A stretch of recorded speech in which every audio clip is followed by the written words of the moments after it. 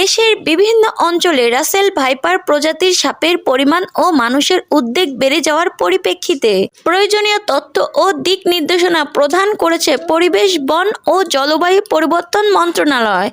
নির্দেশনায় বলা হয়েছে, রাসেল ভাইপারের উপস্থিতি বেড়ে গেলেও এটি মনে রাখা গুরুত্বপূর্ণ যে মানুষের সঙ্গে এই সাপের মুখোমুখি হওয়ার সম্ভাবনা কম।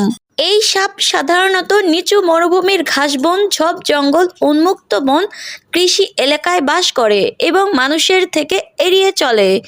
সাপটি মেটে রঙের হওয়ায় মাটির সাথে সহজে মিশে যেতে পারে। মানুষ খেয়াল না করে সাপের খুব কাছে গেলে সাপটি বিপদ দেখে ভয়ে আক্রমণ করে।